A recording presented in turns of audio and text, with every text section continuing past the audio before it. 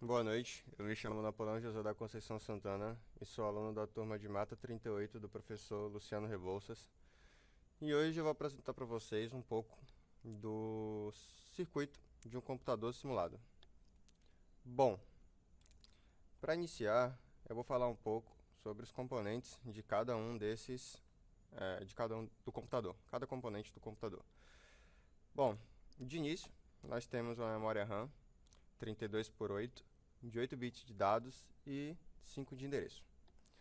Nesse sistema desse computador, a gente está utilizando somente a memória RAM tanto para armazenar as instruções, como para armazenar os dados que vão ser lidos. No caso, manipulados pela CPU.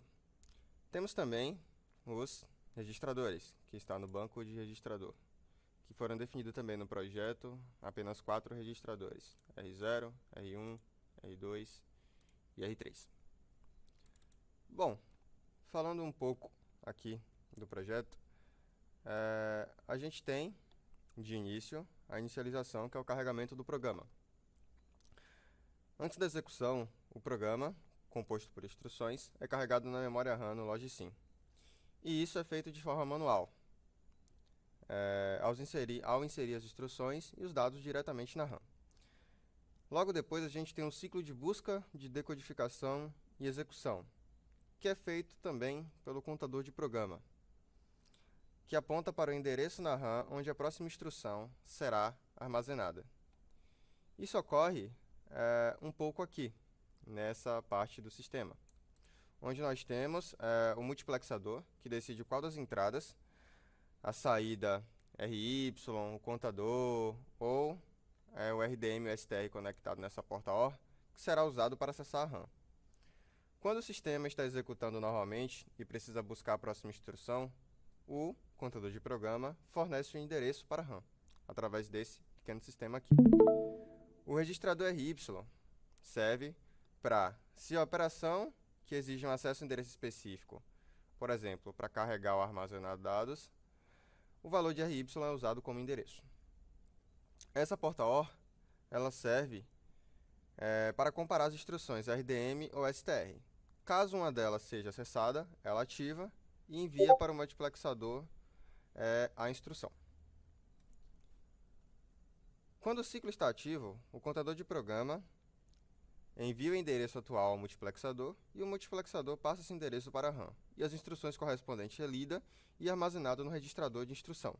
O registrador de instrução é responsável por armazenar a instrução que a CPU está prestes a executar, e cada instrução é composta por um conjunto de bits que define uma operação específica, como uma soma, um salto, uma leitura de memória, e muitas vezes inclui também informações sobre os operandos. Já o próximo passo, da onde ele sai, é ir para o decodificador de endereço. A função do decodificador de endereço é o componente que interpreta os bits que representam o endereço nas instruções e gera sinais que permitem que a CPU acesse a posição da memória correta ou o registrador correto. Quando a instrução é carregada no RI, ela contém tanto a operação a ser realizada, quanto possivelmente o endereço ou registrador a ser acessado. O decodificador de instrução interpreta a operação, enquanto o decodificador de endereço processa qual endereço contido na instrução, gerando os sinais necessários para acessar a memória ou registradores. Juntos, o IR, o registrador de instrução e o decodificador de endereço garantem que a CPU execute a instrução correta, acessando os dados e endereços corretos no momento certo. Esse subcircuito, entrada, ele garante, através do uso de flip-flops, que os dados sejam capturados e mantidos estáveis até o próximo ciclo de clock. Isso é crucial para evitar condições de corrida ou erros causados por mudanças de sinal indesejadas. Após a captura, os dados armazenados do flip-flop são então enviados ao banco de registradores, onde este é o local onde os dados são armazenados, banco de registradores, onde os dados são armazenados e de onde podem ser lidos ou modificados para operações subsequentes pela ALU ou outras partes da CPU. Bom, no final do banco de registradores, depois de todo o processo, nós temos o SRX e o SRY, que são levados para a ALU. Na ALU, nós temos o componente responsável por realizar operações aritméticas e lógicas básicas.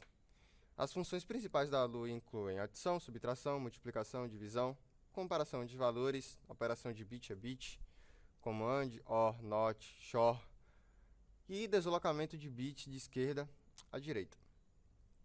No caso desse computador simulado, nós estamos utilizando instruções que foram dadas diretamente na criação do projeto, que estão armazenadas elas no decodificador de instrução. O decodificador de instrução é responsável por interpretar o código da instrução fornecido pelo contador de programa, e suas funções principais incluem decodificar o código binário da instrução para identificar qual operação deve ser realizada, controlar o fluxo, que seriam gerar sinais de controles que orientam a ALU, a memória e outros componentes do processador sobre como executar a instrução, e determinar quais registradores devem ser lidos ou escritos durante a execução de instrução.